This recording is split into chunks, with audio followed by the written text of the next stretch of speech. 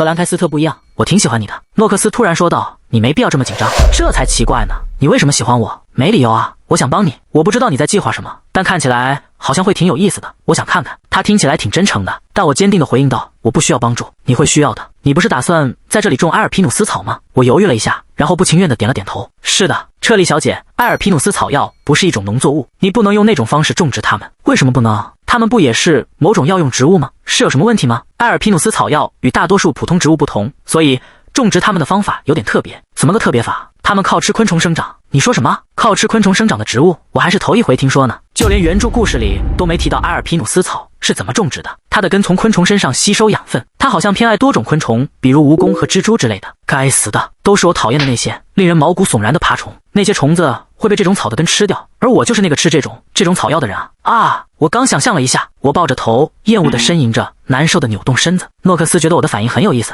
还嘲笑我，真是一点绅士风度都没有。他凭什么这么得意啊？该死的！我愤愤地想到，那么我该怎么种植它呢？不管怎么说，按照诺克斯的说法，我不需要施肥了，我只需要把种子播撒在翻好的土里，再放上刚死掉的昆虫，浇水，定期再埋些昆虫进去，就能让它茁壮成长了。看来我明天得去捉虫子了。我嘟囔着，一想到这个就忍不住打了个哆嗦。然后我看向诺克斯，心里有了个主意。你说过会帮我种埃尔皮努斯草的，你肯定很了解它吧？如果你愿意的话，我可以帮忙种植。我对埃尔皮努斯草挺了解的，不是所有医生都懂得处理，就连我自己都能做那个事啊，只是我不喜欢虫子罢了。那我来捉虫子，甚至还可以帮忙种植它们。如果你希望的话，我也可以教你一些简单的医学知识，这里面有太多好处了，拒绝这个提议不太合适吧，对吧？诺克斯调皮地笑了起来。不管怎样，我答应他明天到快乐屋帮我捉虫子了。送走诺克斯后，我想起了伊登。不管怎样，伊登去哪儿了？我把朝窗外瞥了一眼，看到一个男人正拿着斧子，是伊登。他已经脱掉了制服外套。我刚走到门口，想出去和他聊聊。这时伊登迎上来问道，你说完了没？你们刚才聊得那么热烈，到底在聊些什么呀？我在外面这儿都能听到笑声呢。他那轮廓分明的下巴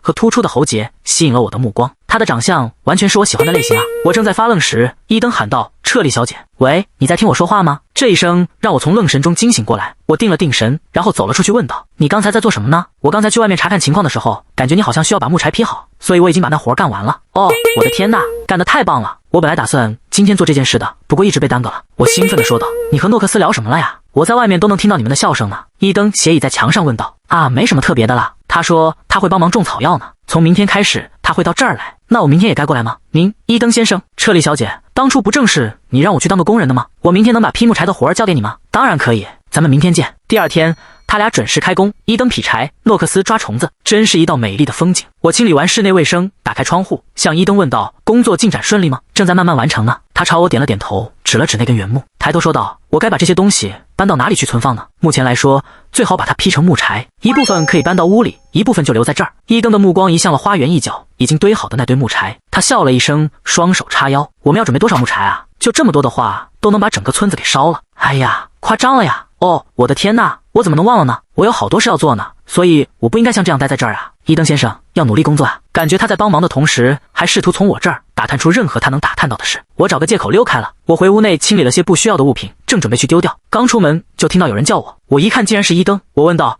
伊登先生，你劈完柴火了吗？伊登看着我手上的一堆东西说道，是的，差不多了。但更重要的是，那些是什么啊？这是2楼婴儿房里剩下的东西，我准备清理掉。说完，我抱起东西就走。伊登紧紧跟在我的后面。走着走着，伊登又提起了疑问，我对你打算在这座宅邸里做什么越来越好奇了。我停了下来，对他说道，我跟你说过了，这是我的私人别墅。我和伊登闲聊了一会儿，正说着没什么意义的话时，他突然抓住我的手，一把我拉进他怀里。哐当，大块的木头掉落下来，在地上摔得粉碎。他们是从宅邸屋顶上掉下来的。哦，我的天哪，我还以为我少活了10年呢。哇哦，你的反应速度太惊人了。我在伊登怀里平复着受惊的心时，那个工人从屋顶上冲我们喊道，啊，对不起，你们没事吧？我差点就受伤了。伊登瞥了我一眼，把到嘴边的咒骂咽了回去，用眼神狠狠地警告了他一下。那个工人脸色煞白，不停地向我们鞠躬。我又叮嘱了他几句要小心，然后转向伊登，谢谢你，你没受伤就好。伊登面无表情地把手放在我头上，然后转身。我呆呆地站在那儿，盯着他的背影，然后转过身，心想我真的开始想招募他了。他身体很强壮，而且考虑到将来有他在也会挺不错的。这时伊登回头对我说了一句，那么我来把这些木柴劈完吧。突然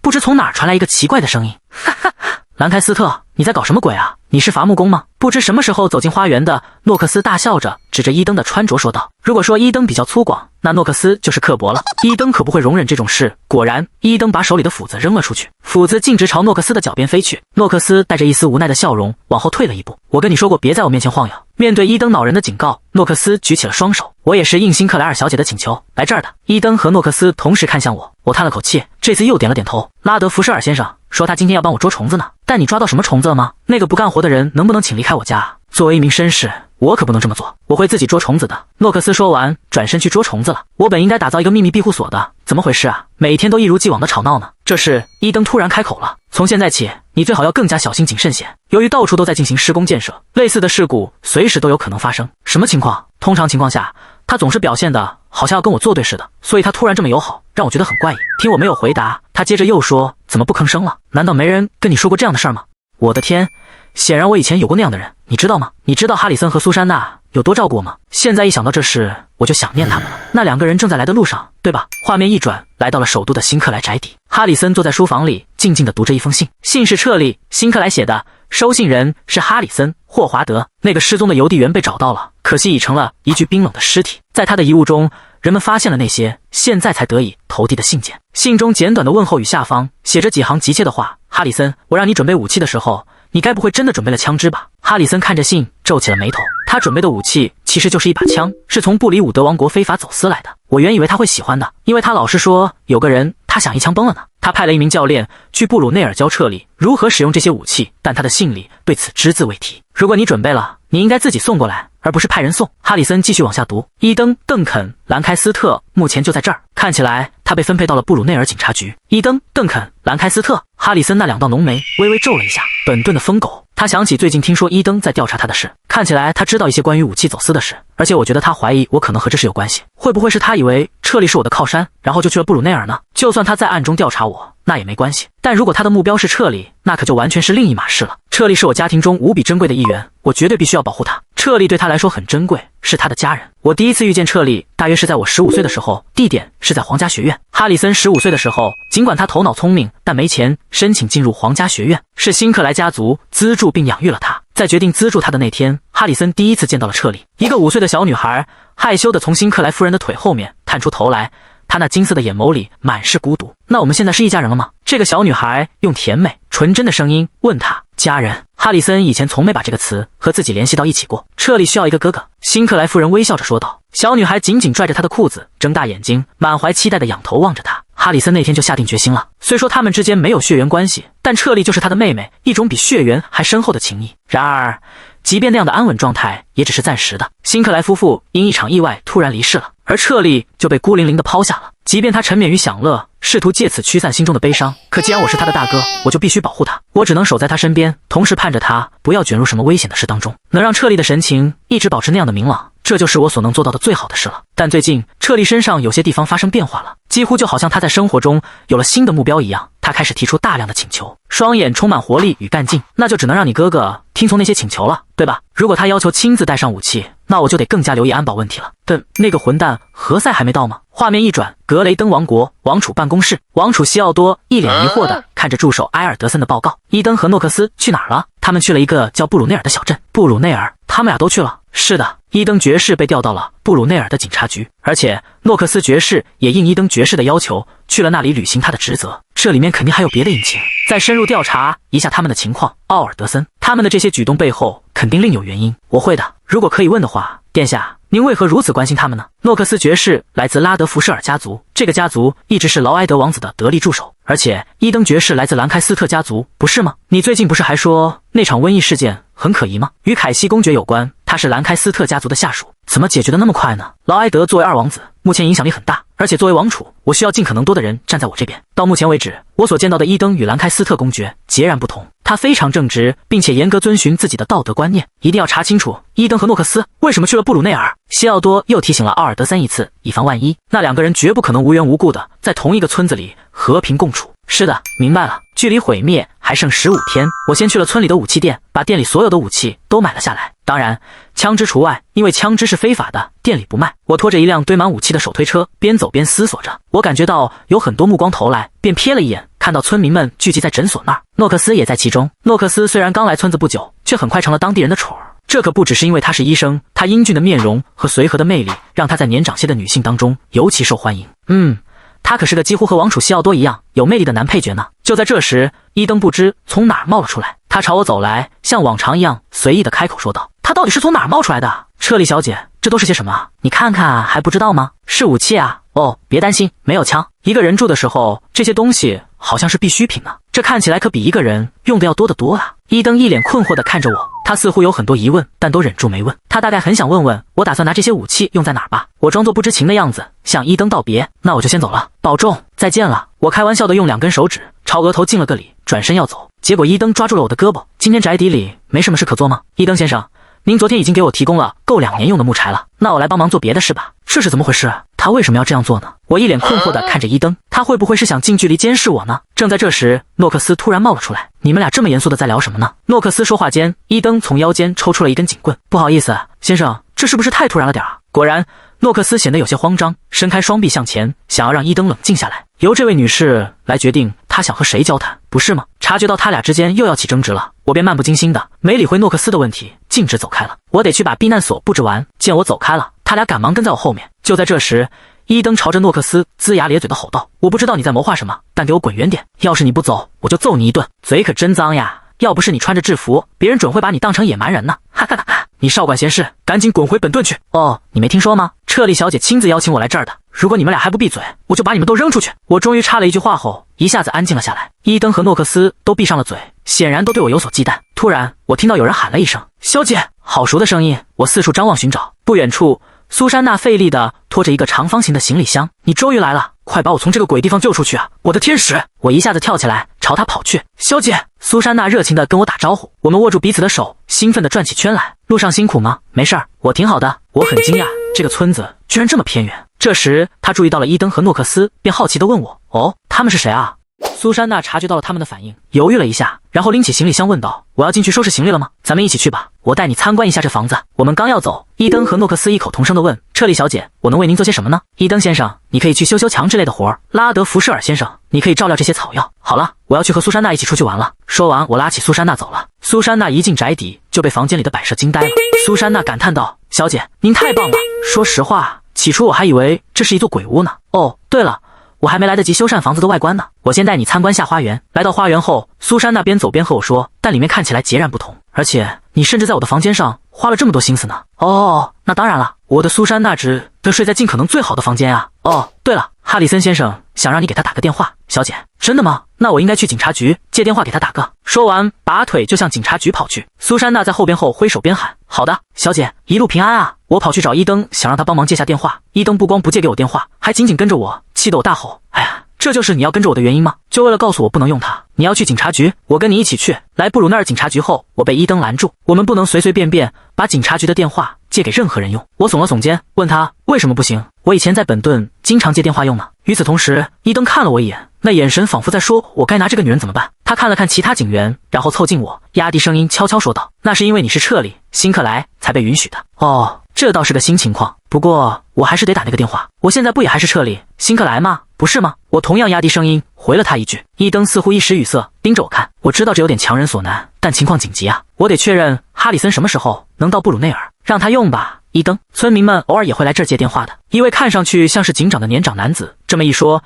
伊登便平静了下来。听到这话，伊登耸了耸肩，往旁边让了让，把电话递给了我。一个严守规则的人来说，一旦得到许可，他倒是很快就松口了。既然警长都同意了，那你用吧。哦，原来那个人就是警长啊！不管怎样，我向警员们道了谢，然后就给哈里森打了电话。000，咔哒，我是哈里森·霍华德。哈里森，我听苏珊娜说你想让我打电话，他已经到了。你什么时候过来啊？小姐啊，准备你要的那些东西耽搁了些时间，我4天后出发。4天？这么久啊？我回应道，语气里透着些许失望。电话那头，我听到哈里森轻声笑了起来。再等一小会儿嘛，我很快就会过去，看看你把那座宅邸布置的怎么样了。查看？我又不是小孩子，干嘛要查看呀？对我来说，你还是那个驾着游艇远渡重洋逃跑的小女孩呢。顺便说一下，那10亿金币的贷款是怎么回事啊？哈里森接着说起了另一件事，关于你提到的那个人，我这边处理起来挺棘手的，跟他们打交道很危险。虽说他没提名字，但我知道他说的是伊登，这肯定是他对我之前问能不能把伊登送回首都那个问题的回应。别担心，我早就料到这事会很难办。哦，对了，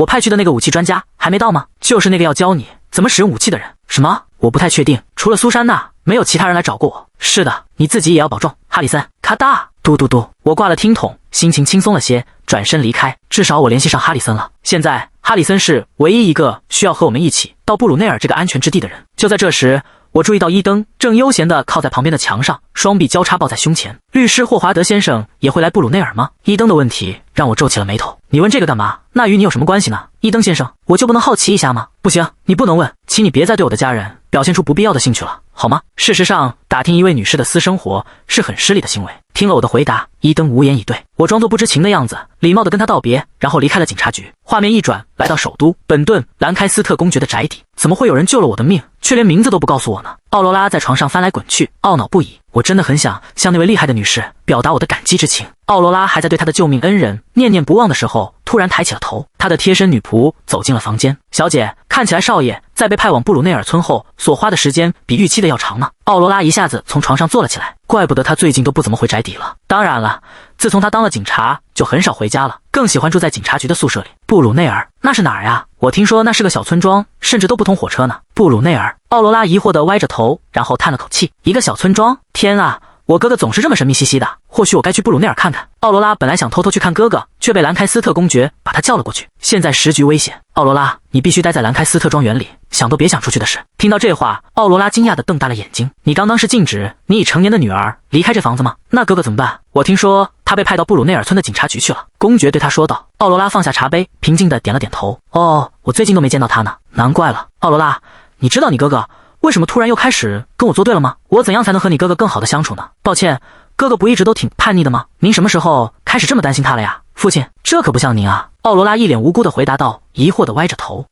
也许是这样，但他是不是也该停止叛逆了呀？他现在已经成年了。兰开斯特公爵说话时深深地叹了口气。奥罗拉一脸关切地伸出手，将自己的手附在公爵放在桌上的手上。原来这就是一直困扰您的事呀。但我觉得解决办法很简单，您只需要别再试图控制哥哥了呀。父亲，您的野心太大了，您都开始有要变成恶人的迹象了，您可得小心点。他的回答又一次偏题了，却直白的不留情面。听了他的话，公爵也只能叹气，他的一双儿女怎么都变成这样了呢？突然间，他特别想喝上一杯。不管怎样，你还是被禁止离开这所房子，明白了吗？是的，我明白。奥罗拉立刻答应了，却暗自开始琢磨着偷偷溜去布鲁内尔的办法。距离世界末日还有12天，多亏了我过去几天的努力，快乐之家终于备齐了所需的一切。不过，人们开始把我当成一个住在鬼屋里的疯女人，鬼屋女士、糖果之心女士，我都没意识到自己有这么多外号。我从没想到，即便到了这儿，我还得背着糖果之心女士这个丢人的外号。可住在鬼屋里的疯女人又是怎么回事啊？这听着倒像是恐怖电影的片名。集中注意力，诺克斯斥责我道。我叹了口气，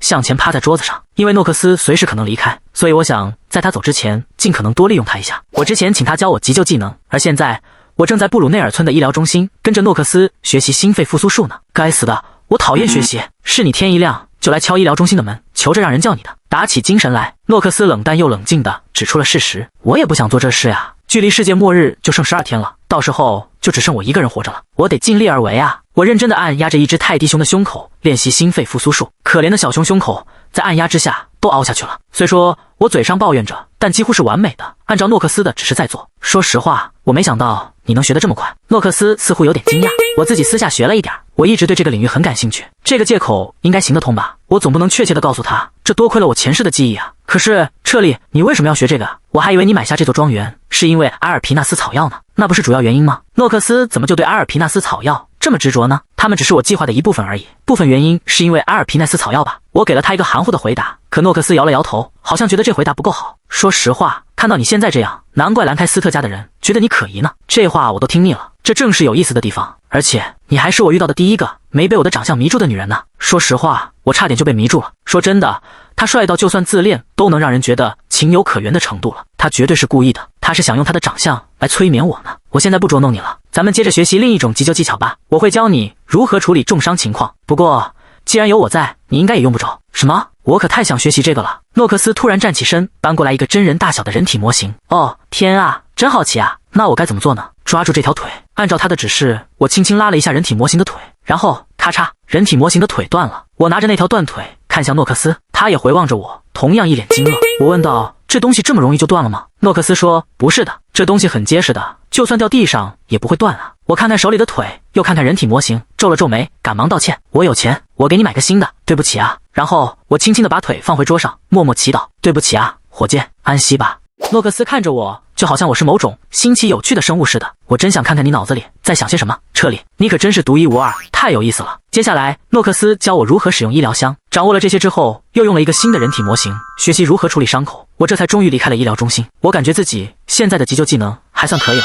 耶，我太棒了，完全没问题了。我一边念叨着，一边逃离了现场。我坐在一家咖啡馆的露台上，享受着温暖的春风，一边喝着咖啡，一边放松身心。我打开了从金特村带来的报纸，独家报道：凯西侯爵庄园谋杀案，凯西全家遇害，凯西侯爵死了。末世恋歌里的大反派以及病毒灾难的源头，凯西侯爵死了。该死的，这一天终于还是来了。凯西侯爵全家被杀，可绝非普通的谋杀案，这是病毒怪物不再受控制、不再隐匿的一个信号。这意味着病毒很快就会在都城蔓延开来。这个村庄的安宁维持不了太久了。回想起我过去的生活，我不禁怀疑是否有办法拯救所有人。但实事求是的讲，我能做的也就这么多了。到头来，我最多也就能保护好身边的人，直至这场大灾难结束。就在这时，一个40多岁的男人走进了咖啡馆，开始四处张望。快乐屋的主人是谁啊？我把你从农场要的东西带来了。我慢慢的站起身来，是我呀，我就是快乐屋的主人。不过他们在哪儿呢？我没看到你带着我订购的东西啊。男人回答道，哦，我暂时把他们放在村子外面了，东西太多了，我一个人没法全都搬到这儿来。你是一个人送货吗？我问道。一开始不是的，我本来有个搬运工跟我一起，但他在来这儿的路上受伤了，真是浪费钱啊。我在想你是否认识某个力气大的人，能帮我把他们搬到这儿来呢？我来帮忙。男人话还没说完，伊登突然冒了出来，你怎么总是这样神不知鬼不觉的出现啊？他动作干脆利落，走上前去向农夫伸出了手。农夫跟他握手的时候看上去有点恍惚，毕竟伊登帅得惊人。那么你需要帮忙搬运什么东西呢？伊登随口问了一句，他的真实目的是监视吗？哎呀，伊登，当然是鸡啊。我说道。你说什么？鸡？伊登难以置信地问道。虽然他觉得难以置信，但是还是帮起忙来。我双手抱起一个便携式的木质鸡笼，里面装着5只鸡。这时我突然意识到，我得向伊登隐瞒我那超乎常人的力气。要是他开始联想到诺克蒂姆家61街那件事，那就麻烦了。就在这时，仿佛看穿了我的心思一般，伊登走了过来，趁着农夫没注意，朝四周扫了一眼，然后严肃地问道，你确定你不是在冒充彻里辛克莱吗？又或者是他胁迫你假扮他的？我转身面向伊登，为什么啊？我做什么？你这样怀疑我？但像你这样有教养的年轻女士，为什么需要鸡呢？为了养它们呀，不然还能为啥？你难道从没想过养宠物鸡吗？不管怎样，请把鸡放进鸡笼里吧。那你这力气又是怎么回事？我听说彻利辛克莱应该是很柔弱的呀。对上流社会的女性来说，拥有超人的力气可不是什么优点。当然了，我一直都藏着，没让人知道呢。伊登似乎立刻就接受了这个解释。没错，你是想成为一名贵族小姐吗？就在这时，我们听到花园里传来一声尖叫，啊呀！声音正是从前门那个方向传来的。我和伊登对视了一眼，二话没说就往外跑去。刚进前门，砰！农夫在前门那儿摔倒了，在他身后出现了一个巨大的怪物。那怪物有2米多高，浑身覆盖着毛发，乍一看他像头熊，可脑袋却是人的模样。这突发状况让大家都愣住了。该死，我刚才真该拿斧头的。该死，那是什么东西？伊登在我身旁低声咒骂了一句。他怎么在这儿？他现在还不该出现呀。不，眼下更重要的是，我从伊登身旁挤过去，朝着那个正慢慢朝摔倒的农夫靠近的怪物跑去。等等，彻利小姐！伊登在后面叫我，可我没理会他，朝着张着嘴冲着农夫的怪物猛地挥起了板球棒。哐！伴随着一声沉闷的响声，怪物被击飞了出去，撞到了大宅的墙上。我看着那倒在地上抽搐的怪物，皱起了眉头。幸运的是，苏珊娜给我的这根板球棒是金属材质的，不是木头的。正想着这事呢，我转过头看到伊登一脸惊讶地盯着我，他似乎在等着我给出个解释。我小心翼翼地环顾了一下四周，试图故作轻松地回应道，大家都没事吧？我都不知道这片区域有熊出没呢。突然，哗啦，倒在地上的怪物突然又站了起来，朝我们冲了过来。该死！就在我惊讶地准备再次挥棒时，砰！一声枪响传来，怪物倒下了。开枪的不是伊登，是瓦尼拉，他手里拿着一把猎枪。你没事吧，辛克莱尔小姐？瓦尼拉问道。拉斯金，你在那干什么呢？我当时正在外面打猎，看到了一头熊，就跟着他到这儿来了。他盯着怪物的尸体，眼神里透着一丝疯狂。话说回来，那是头野熊，对吧？他应该能卖不少钱呢。与此同时，伊登对着正瑟瑟发抖的趴在地上的农夫问道，你没事吧？幸运的是，农夫看上去没受伤，他慢慢站了起来。这时，我突然发现农夫胳膊上有咬痕，伊登也同时发现了。伊登问道，你受伤了吗？我们要不要送你去诊所呀？等一下，我一把拉住伊登的胳膊，然后我大喊，拜托了，别乱动，就待一会儿，别动，他被咬伤了，他很快就要变身了。别去！我一把抓住伊登的胳膊，他一脸困惑地看着我。彻利小姐，你这是……我不知道你为什么要这样做，但请你放手。伊登一脸严肃地看着我，审视着我的表情。我不知道你为什么要这样做，但请你放手。不管怎样，难道不应该把病人放在首位吗？我会叫人来照顾他的。所以现在咱们先拜托进去吧，没必要由我们来插手这件事，对吧？对吧？他现在到底在说些什么啊？他是讨厌触碰受伤的人吗？是这样的原因吗？伊登疑惑地看着我，我跟你们说，我们帮不上什么忙的，你们为什么不听我的话啊？在这种我没法把一切都解释清楚的情况下，我也只能这么说了。瓦尼拉和伊登懊恼地看着我，突然，瓦尼拉向农夫走去，边走边说：“我会带他去诊所的。”辛克莱小姐，我没想到你是那种人，你不能这样对待自己的同胞呀！瓦尼拉小姐，请等等，先听我把话说完呀！他们俩都提出了抗议，我强忍着泪水，我这么做是为了救你们，为了救你们啊！果不其然，似乎晕过去一会儿的农夫发出声响，开始动弹了。嘎吱，那声音听起来像是动物的咆哮。该死！到头来，我还是没能避免这件事。在怪物的尸体旁，有个人正慢慢的从地上爬起来，他还长着农夫的脸，但身体却在发生变化。他看上去像只蜘蛛，和诺蒂厄姆街61号的那只怪物很像。他的肚子鼓了起来，开始不正常的往外凸，他的腿变得异常长，接着他怪异地扭动着身体，在缝隙中又长出了2条胳膊和2条腿。那长着尖刺的腿毫无预兆的突然朝瓦尼拉攻去，我赶忙挥棒防御，咔嚓，球棒打中他的脑袋，然后折断了，飞到了一边。该死，这脑袋比我想象的要硬啊！砰！回过神来的伊登朝那生物的脑袋开了一枪，变成怪物的农夫头部中枪，立刻倒地不起了。一直呆呆看着的瓦尼拉看向了我，辛克莱尔，说真的，不管你有什么本事，都太厉害了。他边说边颤抖着抬起手朝我竖起了大拇指，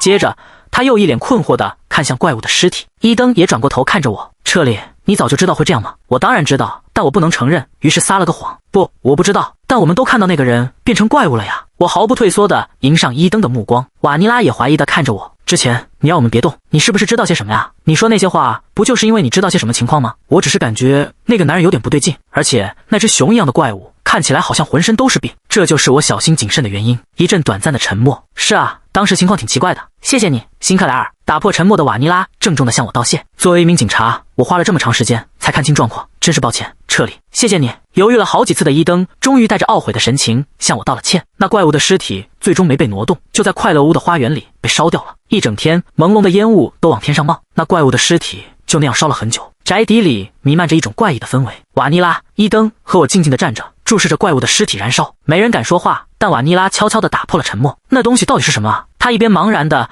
盯着烟雾缭绕的天空，一边喃喃自语道：“我也不知道。”我暂时装作不知情的样子。一阵令人不适的沉默再次降临，燃烧的木头噼里啪啦作响，怪物燃烧的尸体散发出的恶臭充斥在空气中，不祥的乌云让天空变得阴沉昏暗。之前伊登小心翼翼地开口了，然后似乎突然想起了什么，眯起了眼睛。我觉得我以前见过类似的东西。听了伊登的话，我的心一沉。瓦尼拉问他：“你在哪儿见到的？他们后来怎么样了？”我记得在诺蒂乌姆街61号的那座宅邸发生的一起事件中，见过有类似遭遇的人。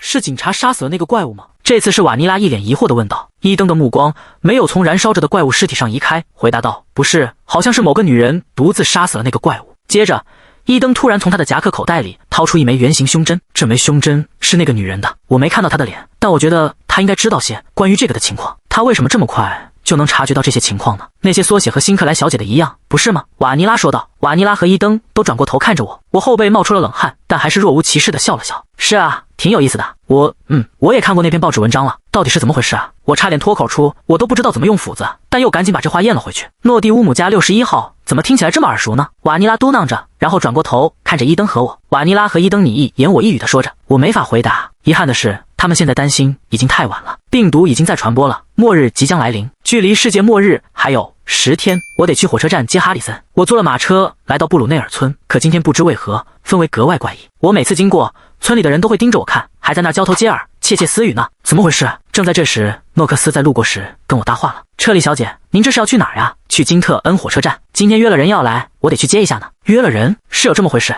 拉德福舍尔先生，你该不会是在售卖我的信息吧？对不对？我不是那种人啊，要是售卖关于你的信息，那我就更难有机会和你单独相处了。而且诺克斯也没解释这么说的原因，相反，他又强调了一遍我要去火车站这件事。话说回来，火车好像还在正常运行呢。你这话是什么意思？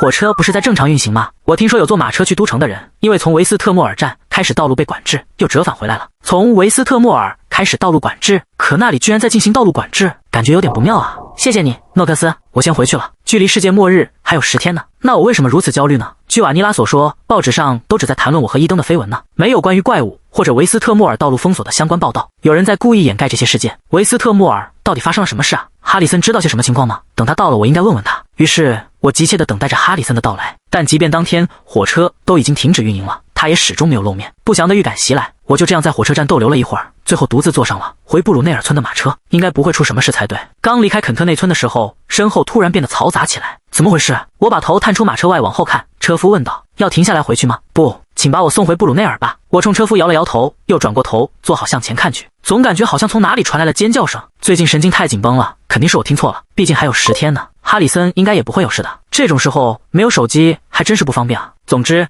到达布鲁内尔村的外围后，我下了车，噗嗤，一脚踩到了一滩血泊里。血啊！不知从哪里传来了可怕的嚎叫声，还有啊！救命啊！救救我呀！求救者们的尖叫声交织在一起。这时，映入眼帘的是一片混乱的村子，街上的人们惊慌失措，正四处逃窜。明明就在昨天，这个村子还热闹得像在赶集一样呢。噗！我被逃窜的人们撞到，摔倒在了路中间，摔倒的地面上也积着血。明明还有10天呢，到底为什么？世界仿佛要毁灭了，而且比预想中来得更快。现在事情已经开始了，报警也没什么用了，而且就算我试着去帮忙，被感染的人数增长速度也会比我行动的速度更快。而在那一片混乱中，我看到的是，在街中央，一个穿着警服的男人正在帮助人们逃跑，还和怪物搏斗着。是伊登，虽然料到了，但真没想到他真的在这么做。这个最不能死的男人，为了救人，连自己的性命都顾不上了。多亏了他，我才回过神来。我意识到，现在可不是发呆的时候。要是他死了，治疗药剂可怎么研制啊？想到这里，我避开逃窜的人群，走进武器店，找到了一把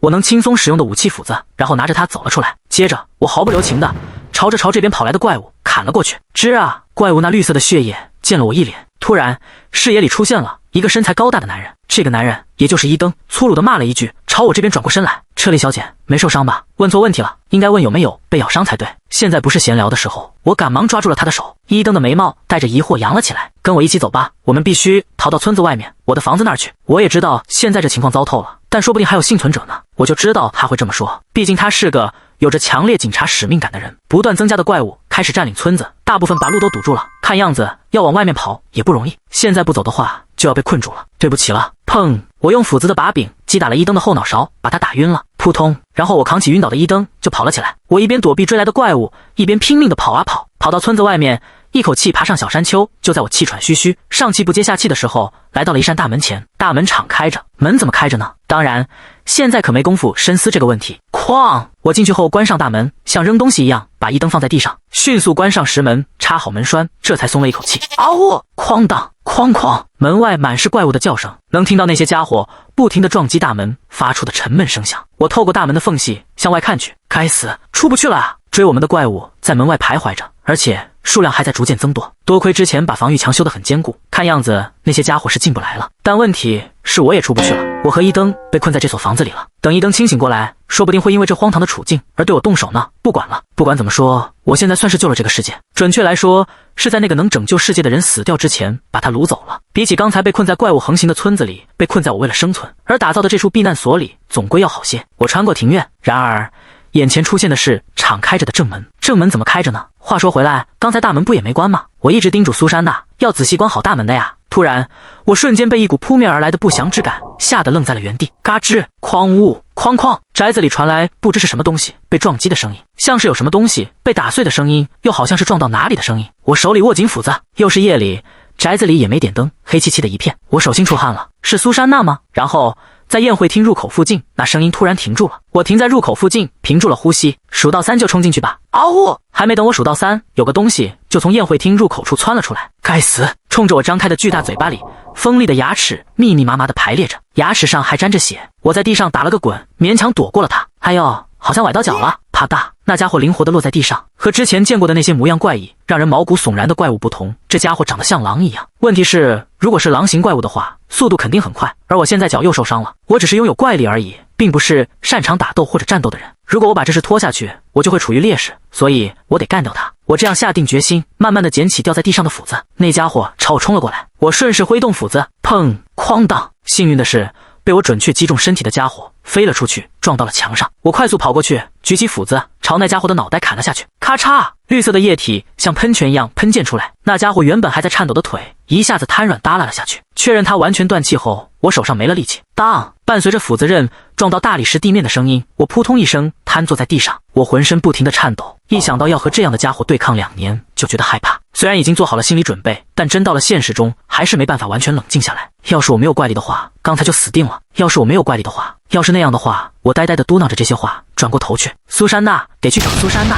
我一瘸一拐地动了起来。然而，无论是宴会厅1楼的各个房间，还是2楼的任何地方，都看不到苏珊娜的身影。回到1楼的我，呆呆地望着敞开的正门。难道她出去了？冷静，要冷静啊！撤离！厨房门已经破损了，地上到处都是食品，一直散落到厨房外面，乱糟糟的一片。不会吧？我一瘸一拐地朝厨房走去，然后在那里看到了令人绝望的景象。不可能啊！我的食物，该死的怪物把粮仓弄得乱七八糟的，地上撒满了面粉袋，辛辛苦苦收集来的罐头也都毁了，红薯、土豆等根茎类作物以及蔬菜也都一样。更重要的是，苏珊娜也不在这里，她肯定藏得非常隐蔽。我应该把这儿清理一下，我可不想等她出来的时候吓到她。没关系的，我损失了一些食物，但我已经准备了一个菜园来种蔬菜，只要我能在冬天来临之前收获一些。我好不容易想要振作起来，转身的时候，突然发现狼的尸体上有个奇怪的地方，狼的后脑勺上挂着个什么东西，紧紧绑着后脑勺一部分毛发的那个东西，分明是个头绳，还是女士的。我的脑袋瞬间一片空白。苏珊娜今天戴的发带又是什么颜色来着？不可能，这根本不可能！我转过身，退回了快乐屋，双脚不由自主地把我引向了我最初遇见那只狼的宴会厅。在里面，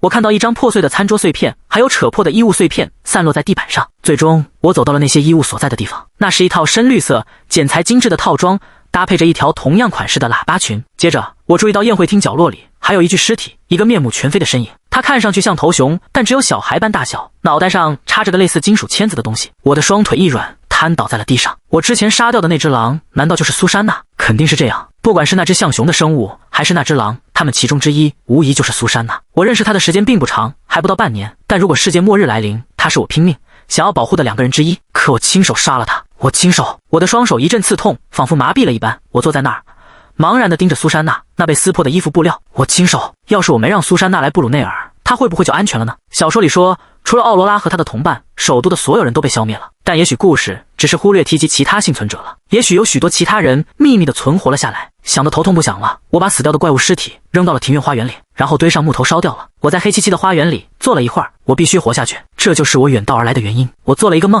辛克莱家族那奢华的联排别墅的3楼，那是4年前的事了。当时我15岁，由于免疫系统薄弱，我时常被病痛折磨，而那天我又发了高烧。你父亲终于带回来了些药，有一天父亲突然现身，还带了些药，并且坚持要我服下。服药大约1年后，我变得健康了，甚至可以说太健康了。奥罗拉，记住这个名字，要是有个叫这个名字的孩子遇到危险，你必须帮助他，哪怕只有你能帮，也别忘了你一定要帮他。然后看到我康复了，父亲跟我说了一些当时我理解不了的话，他提到了奥罗拉，可我当时根本不知道他是谁。没错，父亲确实提到了奥罗拉，要是他遇到危险，我必须帮助他。等等，怎么回事？我瞪大了眼睛，一段我早已忘却的记忆浮现了出来。为什么偏偏是现在我会梦到这个呢？而且还是梦到我已故的父亲提到奥罗拉这个名字。我回过神来，视线也清晰了，阳光透过房间的窗户洒了进来。啾啾，一只麻雀落在了窗台上。随着头脑清醒过来，梦的细节却开始变得模糊了。父亲曾叮嘱我要去救某个人，可我却想不起那个人的名字了。到底是谁呢？我发现自己正靠着房间中间的床坐着，我肯定是哭着哭着就睡着了。我原以为我已经把伊登安置在床上了。你终于醒了。一个男人的声音从我上方传来，他轻身向前，